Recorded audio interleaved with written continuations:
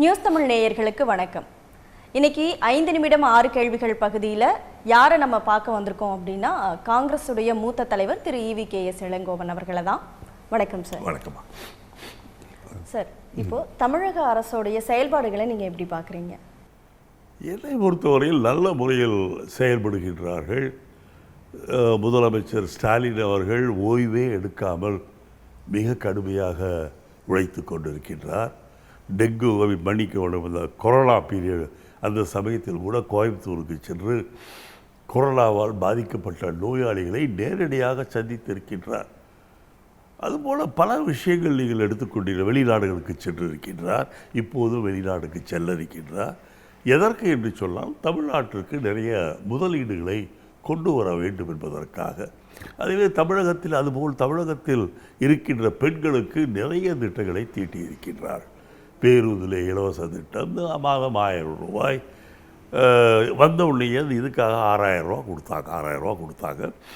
மாணவிகளுக்கும் பணம் தருகின்ற நிதி தருகின்ற ஒரு திட்டத்தை கொண்டு வந்திருக்கின்றார்.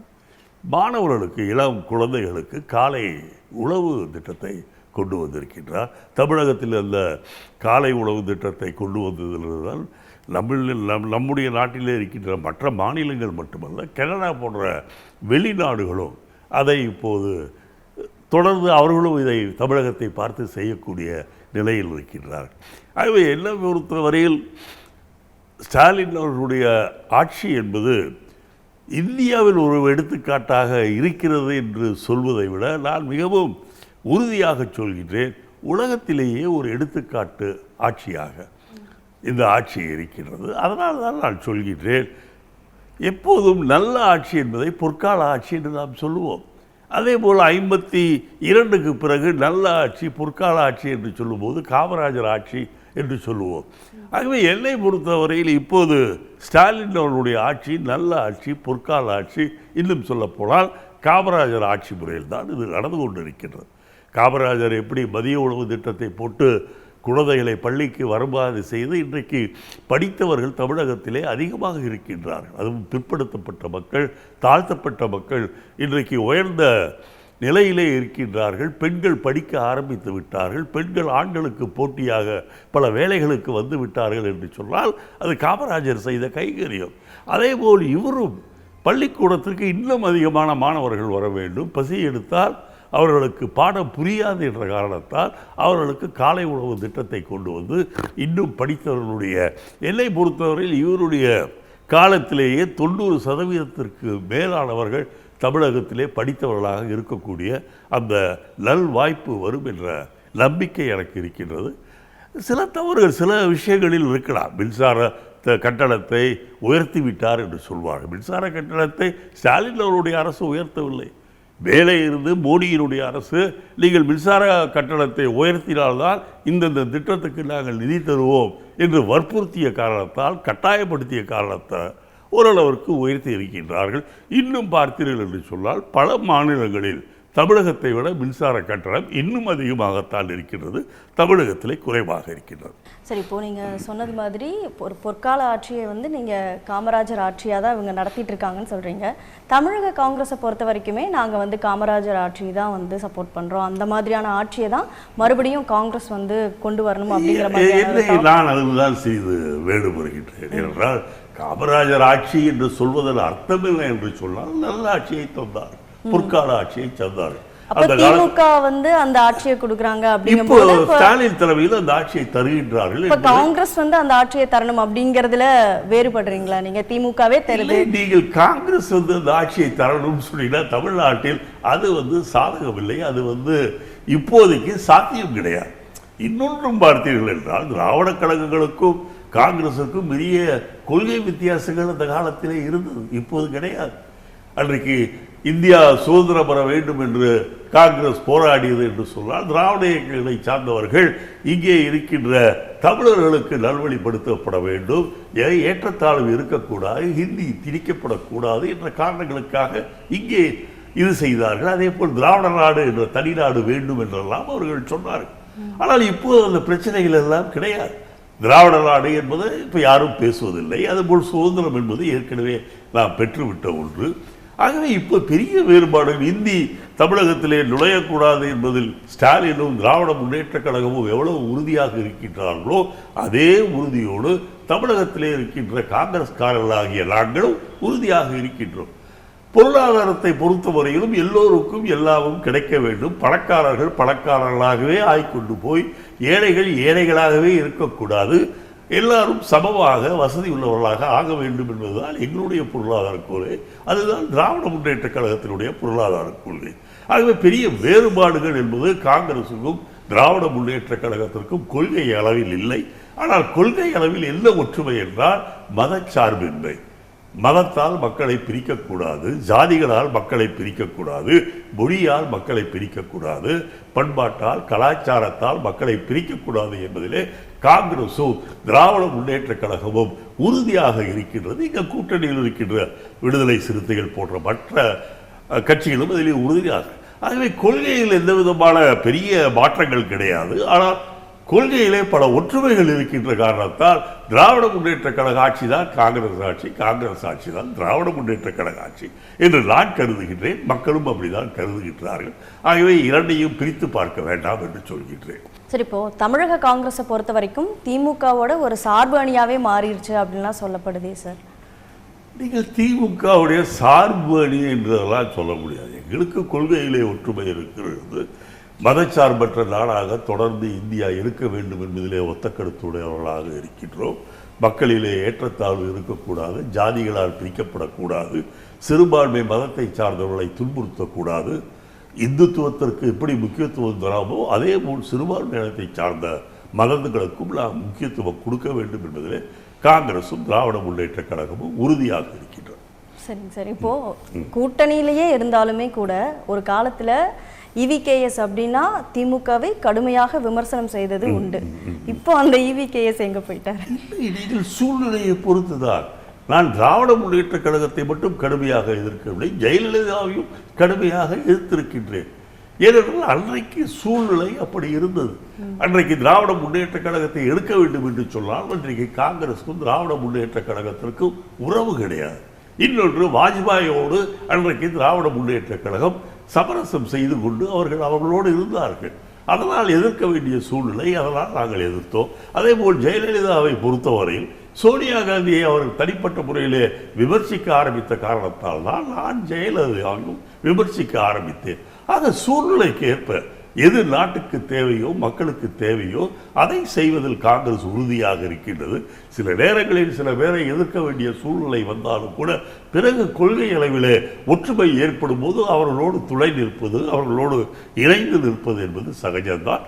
அந்த வழியிலே தான் இன்றைக்கு பொதுவாக ராகுல் காந்திக்கும் ஸ்டாலினுக்கும் இருக்கின்ற உறவு என்பது உறவு மட்டுமல்ல, மிகப்பெரிய ஒரு பாச பிணைப்பு.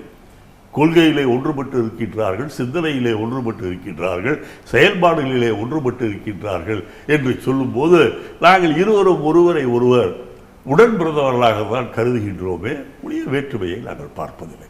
இப்போது தமிழக காங்கிரஸை பொறுத்த வரைக்குமே கொஞ்சம் சில நாட்களுக்கு முன்னாடி திருநாவுக்கரசு என்ன சொன்னாருன்னா, யாராலும் என்னை கட்சியிலேருந்து நீக்க முடியாது, அந்த மாதிரியான சில விஷயங்கள்லாம் சொன்னார். அரசியலேருந்து நான் போக மாட்டேன் அப்படின்னு சொல்லியிருந்தார். அதே மாதிரி காங்கிரஸ் கட்சியை இன்னும் நம்ம வலுப்படுத்த வேண்டியது இருக்குது, நம்ம என்னைக்கு எவ்வளோ நாள் தான் கூட்டணியிலேயே இருக்கிறது அப்படின்னு அந்த மாதிரி கருத்துக்கள் வருது. இப்போ அடுத்ததாக இப்போது திரு கார்த்தி சிதம்பரம் அவரும் கூட கூட்டணியால் தான் வெற்றி பெற்றோன்னு எல்லாம் சொல்ல முடியாது, நமக்குன்னு ஒரு வேல்யூ இருக்கு அப்படிங்கிற மாதிரியும் பேசியிருக்காரு. ஸோ ஒரு கோஷ்டி பூசல் மாதிரியான ஒரு காங்கிரஸை பொறுத்தவரை ஒரு ஜனநாயக இயக்கம். இங்கே அவர்களுக்கு கருத்து சொல்வதற்கு உரிமையுண்டு. ஆனால் மேலிடம் ஒரு முடிவை எடுத்து விட்டால் அத்தனை பேரும் அந்த மேலிடத்தினுடைய கருத்துக்கு ஏற்ப நாங்கள் நடந்து கொள்வதால் வழக்கம். திருநாவுக்கரசை பொறுத்தவரையில் அவர் சொல்லி இருப்பது என்பது அவருடைய மனவேதனை, தனிப்பட்ட கருத்தாக சொல்கின்றார். அதை பற்றி நான் விமர்சிக்க விரும்பவில்லை. நீங்கள் கார்த்தியை பற்றி சொன்னீர்கள், அதுதான் எனக்கு புரியவில்லை. காரணம், அவர் பாராளுமன்றத்தில் நிற்கும் போது இதை சொல்லி இருக்கலாம். நாங்கள் இனிமேல் திராவிட முன்னேற்ற கழகத்தோடு கூட்டணி அரசு தான் அமைப்போம், எங்கள் ஆட்கள் மந்திரிகளாகத்தான் வர வேண்டும், எங்களுக்கும் ஆட்சியிலே பங்கு வேண்டும் என்பதை தான் அவர் வேறு மாதிரி அதே மாதிரி தான் சொல்லி இருக்கின்றார். அதை நான் ஏற்றுக்கொள்ள முடியாது. ஏனென்றால் இது உண்மையாலும் அப்படி நினைத்தார் என்று சொன்னால் பாராளுமன்ற தேர்தலிலே திராவிட முன்னேற்ற கழக கூட்டணி வேண்டாம், நான் தனியாகவே நின்று சந்திப்பேன் என்று சொல்லியிருந்தால் அவரை நான் பாராட்டுவேன். ஆனால் அவர் நிற்கும் போது, இன்னும் சொல்ல போனால் உள்கட்சி பூசலின் காரணமாக அங்கே இருக்கின்ற அந்த தொகுதியிலே இருக்கின்ற காங்கிரஸ்காரர்களை மதிக்கவில்லை என்ற காரணத்திற்காக அங்கே காங்கிரஸிலே பதவியிலே இருக்கின்றவர்கள் சாதாரண தொண்டர்கள் முதல் அவருக்கு வேலை செய்யாமல் அவரை எதிர்ப்போம் என்று சொல்லிய நிலையிலும் கூட மிகப்பெரிய வெற்றியை அவர் அடைந்தார் என்று சொன்னால் அது திராவிட முன்னேற்ற கழக தோழர்களாலும் நம்முடைய முதலமைச்சர் ஸ்டாலின் அவர்களாலும் தான் என்பதை நீங்கள் மறந்துவிடக்கூடாது. ஆகவே இப்போது உங்களுக்கு பார்லிமெண்ட்டில் நீங்கள் உட்கார்ந்திருக்கின்றீர்கள், ஒரு பக்கம் லோக்சபாவிலே, இன்னொரு பக்கம் ராஜ்யசபாவிலே உங்களுடைய தந்தையார் மரியாதைக்குரிய அன்றைய நிதியமைச்சர், இன்றைய தேர்தல் அறிக்கையை தயார் செய்யக்கூடிய வல்லவர், உலகத்திலே புகழப்படக்கூடிய மிகப்பெரிய ஒரு ஃபினான்ஷியல் அத்தாரிட்டி என்று சொல்லக்கூடிய சிதம்பரமும் இந்த பக்கம் இருக்கின்ற ராஜ்யசபாவுக்கு வர முடிந்தது என்று சொன்னால் அது திராவிட முன்னேற்ற கழக தயவில் தானே. ஆக உங்கள் 2 பேரும் ஜெயிப்பதற்கு திமுக வேண்டும். ஆனால் தொண்டர்கள் என்பது, கீழ்மட்ட தொண்டர்கள் பதவிக்கு வருவது என்பது உள்ளாட்சி தேர்தல் மூலமாகத்தான் வர முடியும். உள்ளாட்சி தேர்தல் மூலமாகத்தான் நீங்கள் கவுன்சிலராக முடியும், பஞ்சாயத்து தலைவராக முடியும், யூனியன் சேர்மன் ஆக முடியும், யூனியன் மெம்பராக முடியும், கார்ப்பரேஷன் மெம்பராக முடியும். அதெல்லாம் அந்த வாய்ப்பெல்லாம் தொண்டர்களுக்கு தான் கிடைக்கும். ஆக தொண்டர்களுக்கு கிடைக்கக்கூடிய அந்த வாய்ப்பை கெடுக்கின்ற விதமாக திராவிட முன்னேற்ற கழகத்தை நாம் சீண்டி பார்க்கலாம். திராவிட முன்னேற்ற கழகத்தோடு எப்படி வெட்டி கொள்வது என்றெல்லாம் நீங்கள் யோசித்தீர்கள் என்றால் அது சுயநலம் என்று சொல்வேன். இந்த உணர்வு, இந்த எண்ணம் உங்களுக்கு 4 மாதத்திற்கு முன்பு பாராளுமன்ற தேர்தலில் வந்திருந்தால், ஆகா கார்த்தியை போல் ஒரு உத்தமர் உண்டா, மிகப்பெரிய தேசியவாதி, மிகப்பெரிய இந்தியன், மூன்றாவது இந்தியன் என்று கூட நான் சொல்லியிருப்பேன். ஆனால் அப்போதெல்லாம் வராத எண்ணங்கள், அப்போதெல்லாம் வராத உணர்வுகள் தொண்டர்கள் இருக்க போகின்ற உள்ளாட்சி தேர்தல் வரும்போது இப்படி சொல்லி தொண்டர்களுடைய வாய்ப்பை, அவர்களுக்கு கிடைக்கக்கூடிய அந்த பதவிகளை தடுப்பதற்கு நீங்கள் சொல்வதை எப்படி ஏற்றுக்கொள்ள முடியும்? இதுக்கு இன்னைக்கு அவர் எதிர்வினை ஆற்றியிருக்காரு. அவர் நான் பேசினதை முழுசா பார்த்தாரான்னு எனக்கு தெரியல.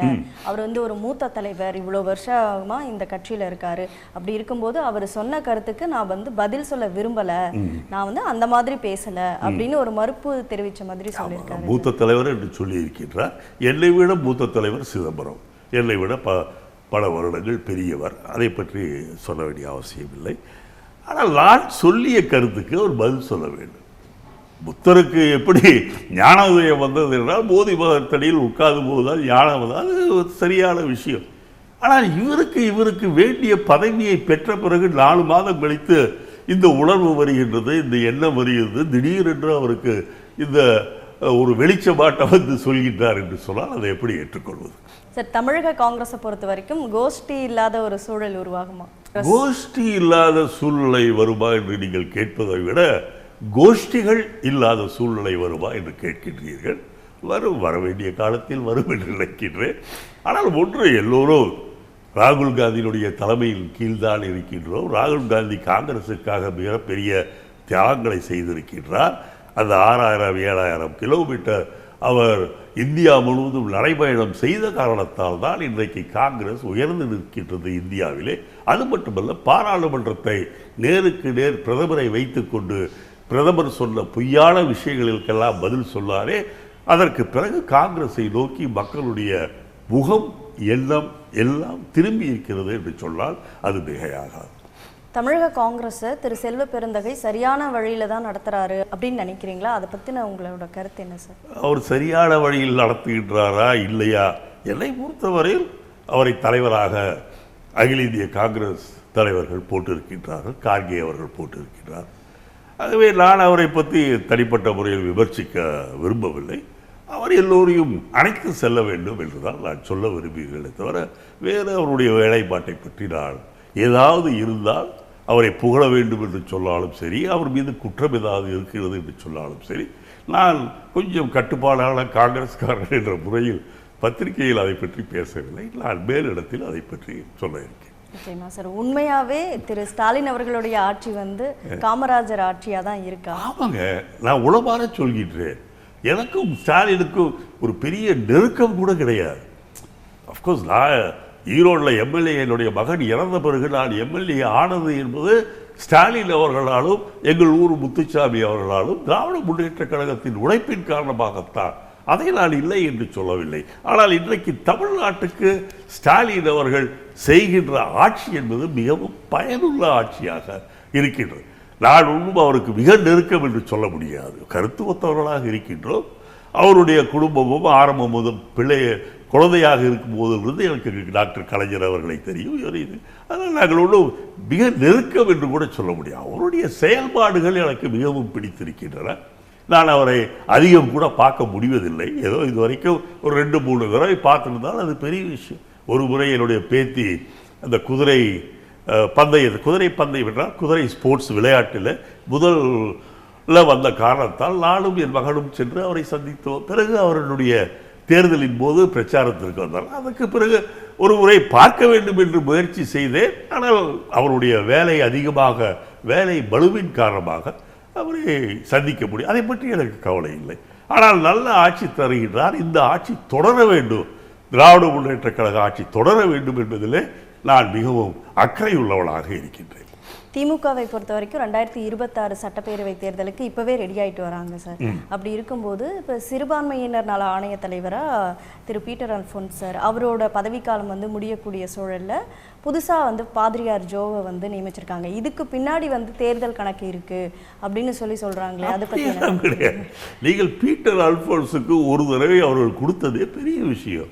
ஏனென்றால் பீட்டர் அல்ஃபோன்ஸ் அவர்கள் காங்கிரஸ்காரர்கள், காங்கிரஸில் எம்எல்ஏவாக இருந்திருக்கின்றார். Our member of பார்லிமெண்ட்டாக இருந்திருக்கின்றார். மாவட்ட காங்கிரஸ் தலைவராக இருந்திருக்கின்றார். ஆகவே ஒரு காங்கிரஸ்காரருக்கு கேட்காமலேயே ஸ்டாலின் அவர்கள் பதவி கொடுத்தது என்பது பெரிய விஷயம். நான் அதற்காக அவருக்கு நன்றி கூட சொல்லிக்கொள்ள விரும்புகின்றேன். ஆக ஒருவரை ஒரு பதவிக்கு போட்டால் தொடர்ந்து அவரையே தான் போட வேண்டும் என்பது இங்கே கிடையாது. வேலை வேண்டுமானால் டெல்லியிலே ஒரு முறை பதவிக்கு வந்தால் சாகின்ற வரைக்கும் பதவியில் இருக்க வேண்டும் என்று சமீபத்தில் இருக்கின்ற மோடியை போன்றவர்கள் நினைக்கலாமே தவிர அது சாத்தியம் கிடையாது. அப்படி பண்ண வேண்டிய அவசியமும் கிடையாது. இவ்வளவு நேரம் எங்களோட கேள்விகளுக்கு ரொம்ப பொறுமையா பதில் சொன்னீங்க. ரொம்ப நன்றி சார். ரொம்ப நன்றிமா. Thanks a lot. Very much. செய்திகளை உடனுக்குடனும் துல்லியமாகவும் தெரிந்து கொள்ள சப்ஸ்கிரைப் பண்ணுங்க.